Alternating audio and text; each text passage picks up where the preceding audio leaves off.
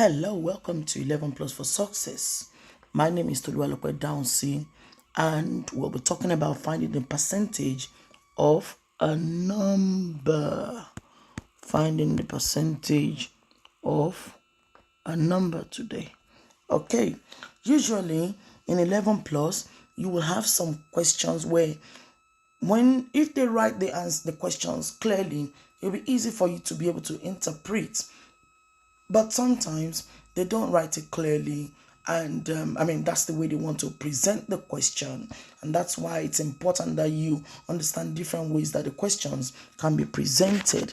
So for instance, if they ask you what is 30% of 270? Okay, what is 30% of 270? Simply, all they are asking you is 30 divided by 100 of, in maths, means times 270 over 1.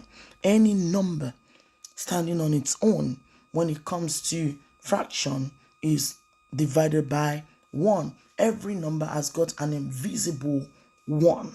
Okay, so again, this is pretty easy to cross out, as I've explained in one of my videos. It's pretty easy to work out. Let's start by using, we can see that there are 4 zeros, one on this side, one here, and one here. And again, I've already mentioned that you can't divide like this. So you can't say how many lots of 30 can I find in 270, or how many lots of 100 can I find in 1, or vice versa. But you can divide like this.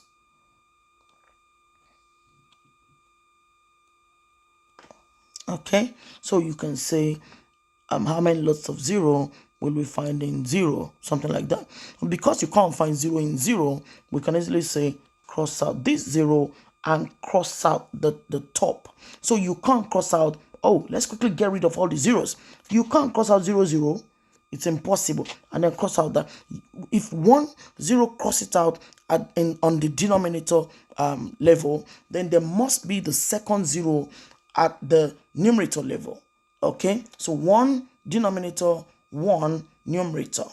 Okay, so this one denominator, 1 numerator. So we are left with 3 over 1 times 27 over 1. Okay, now let's work out what 27 times 3 is. 3 times 7 is 21, so I put my 1 down, remain the 2, I put my 2 somewhere here. 2 times 3 is 6, 6 plus 2, this is the remainder, 8. So the answer is 81. That's one way of getting your answer. Now let's go to another way of doing this. The same question, and I'll show you another way to do it. Okay, so we have been told 30%, okay, 30% of 270. The first question is, what is 10% of 270? So 10% of 270 is 27, because 27 times 10 is 270. Okay, so 10% is 270. And how did I get that? It simply means 270 divided by 10. And look, if I cross out the denominator with the numerator, those 2 zeros, I'm left with 27 over 1, which automatically means 27. Okay, so let's get rid of that. And we know that 10% of 270 is 27. Now, we're looking for 30%. Since 10% is 27, that means there are 3 lots here. There are 3 lots of 10% here. So, therefore, I can say 27 times 3. which then gives me 81. That's another way to work out your finding percentage of a number. Okay, let's do something a bit tricky. We're going to have another question, and it says, what is 50% of 35 pounds 60?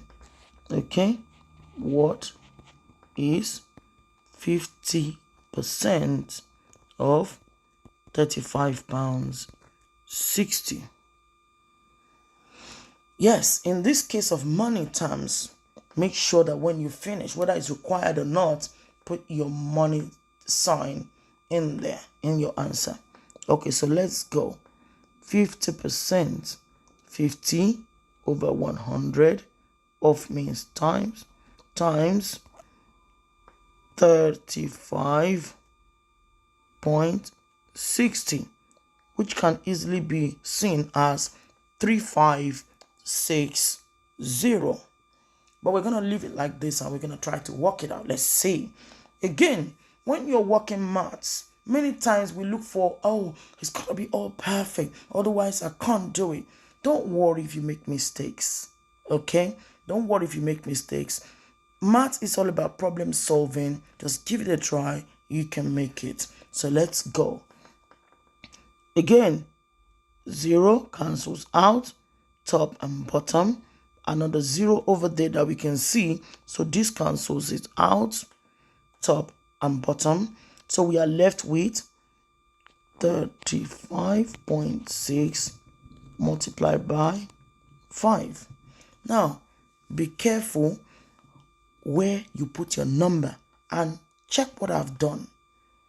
Am I actually right? Look at it very well. This is more than 10. This is tenth now. This is tenth. This is not tenths. This is tenth. But then this is a unit. Why is it here? Because this is meant to be here. Okay? So now I'm going to remove that. And it's going to be 5. And it should actually be 5.0. If I want to make sure it's looking good for me. Okay? So let's go. Obviously, there was nothing in here. So if we go 0 times any number, it's automatically 0. 0 times any number is 0. So automatically, the top is 0.0. Okay, now let's go to the next one. Then we start with our multiplication. 5 goes that way. 5 multiplies this 5, and 5 also multiplies this 3. So let's go. 5 times 6 is 30. I put my 0 down, remainder 3. 5 times 5 is 25. Add 3 is 28. So I put 8. Now that space seems too small for me now. Okay, so I'm gonna try and make it 0, 8. So we said 5 times 5 is 25. Add that remainder, that's 28. So now that crosses out remainder 2. And then 5 times 3 is 15. 15 add 2 is 17. So don't forget, let me write my 7 clearly so you can see what happened there. Don't forget there's an invisible 0 here as well. So our decimal point still stays the same. Now, if we need to add that together, it's very easy because 0 add 0. Now watch where my answer is here. 0, 0 add 0. I put my decimal point 0, 8, 7, and 1. So now look at that answer very well. What do you think again? What have you just noticed? 1,780. Is that possible? Of course, no. How would I know that it's impossible? Because we're only looking for a very small amount, and we're even looking for 50% of a very small amount. We're looking for 50% of £35.60. That tells you something. There is a mistake somewhere. Where is the mistake? Now, let's rub out all this. Keep this in your head because we're going to work it out separately. So let's get rid of all this and we can have enough space to talk about it. So our answer was 1780.0.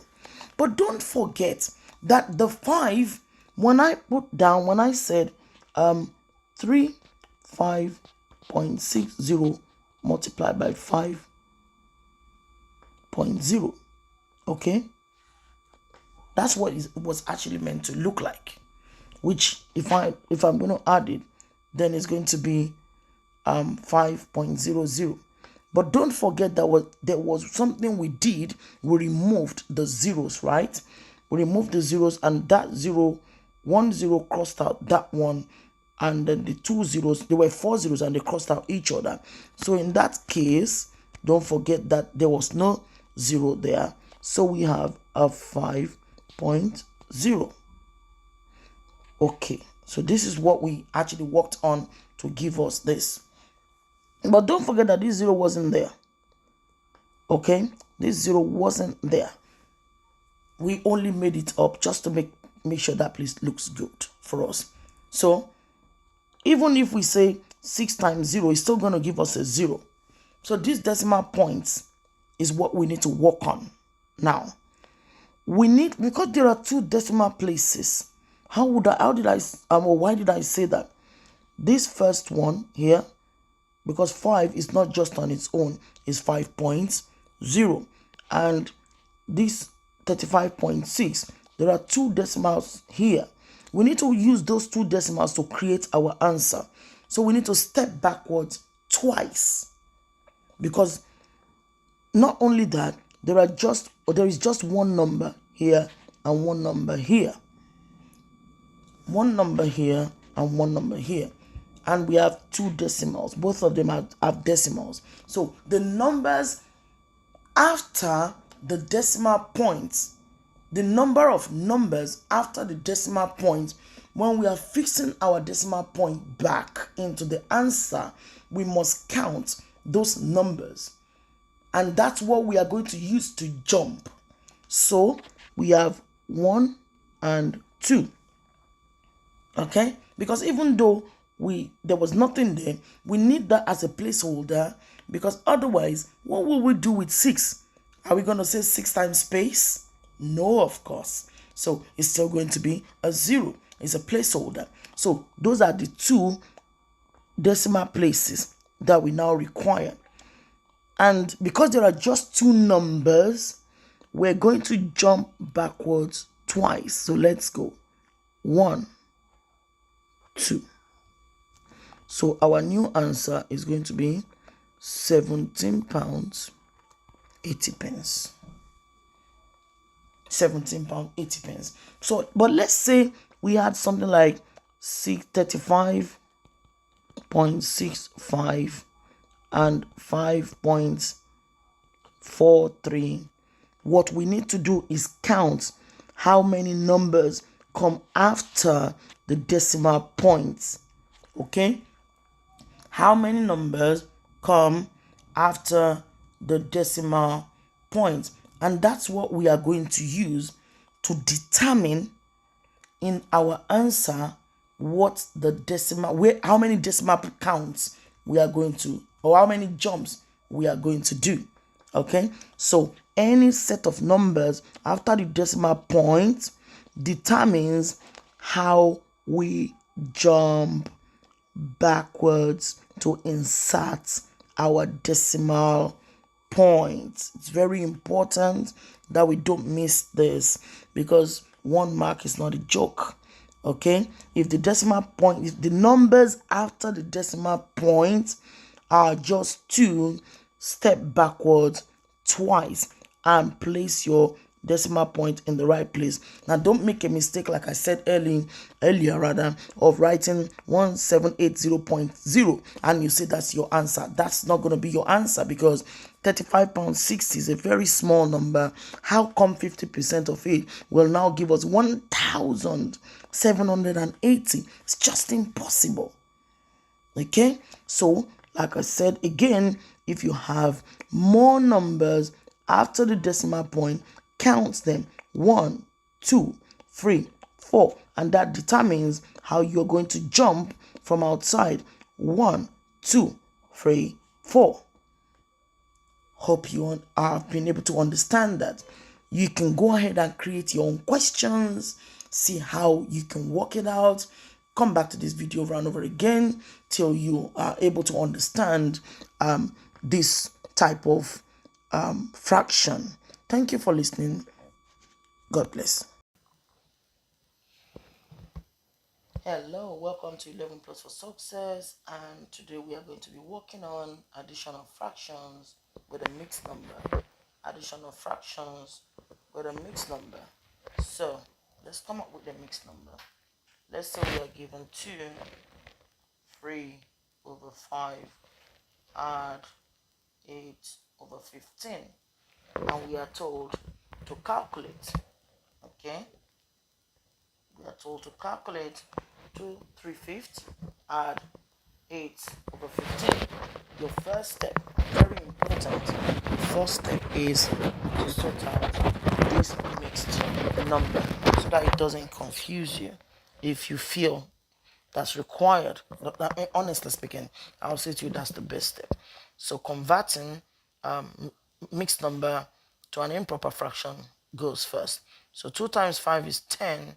10 add 3 is 13. So we have 13 over 5 add 8 over 15. Step 1. Okay. Step 2 is add. So if you may want to write it there as step 1 is convert. Step 2 is add. So in order to be able to add this, we go to the next page. 13 over 5 add 8 over 15. 13 over 5 add 8 over 15. Okay, so for us to be able to work this out, we're looking at the denominators and they must be the same. But in this case, we only have one denominator that is bigger, and always look at the bigger denominator rather. So we know that this is 15, and we need to be able, because we can't find 15 in 5, but we can find 5 in 15. So we need to be able to make sure both denominators are the same. Okay, and to be able to do that, we need to multiply this by 3. Notice I have not done anything here because we really need to be 15. So there's no point multiplying this by anything again. Now, whatever I do to the denominator must be done to the numerator. So because I multiplied that by 3, I've got to do that as well. So then what I get is 13 times 3 is 39. 5 times 3 is 15. Add 8 over 15. Like I said, if you notice, that stays the same. Now, what is 39 plus 8? You will notice that 9 add 8 is 17. The remainder 1, I add it here, turns to 47. My answer is 47 over 15. Now, there are times when they may tell you that you need to convert your answer to, or they might say to you, give your answer in mixed number as well. So we know that we got 47 over 15. Then we need to convert it back to mixed number. So how many lots of 15 can I find in 47? I know that 15 times 3 is 45. So my answer is 3. Big one. With the remainder, what's my remainder? 47 minus 45 equals 2. So I have 2 over 15. That's my answer. So you may want to also give it a try, come up with your own questions, and look into the previous videos that I've done in the past and see how to convert this type of questions, and especially working with mixed numbers, how to convert mixed numbers into improper fractions, and try and set like 10 questions for yourself, see how it goes. Thank you for listening. God bless. Hello everyone, welcome to 11 Plus for Success, and today we are going to work on rounding to the nearest tenth. Rounding, but I'm actually holding on to rounding on to the nearest tenth today. So rounding, but today to the nearest tenth. So let's say you are given a number and you're told round 78.8562 to the nearest tenth. Okay, so what you need to do, what they said is to the nearest tenth. Okay, what you need to understand is, in this case, this is your tenth, this is your hundredth, this is your thousandth. Okay, watch out for this. Not tens, this is tens, this is units. And of course, if there's any other number here, it's going to be hundredth, hundred, not hundredth, sorry. And then another number before that is going to be thousand. Okay, so this is tenths, hundredths, thousandths. Okay, so let's go. Now you've been told to round this to the nearest tenth. It's simply telling you round it to one decimal place.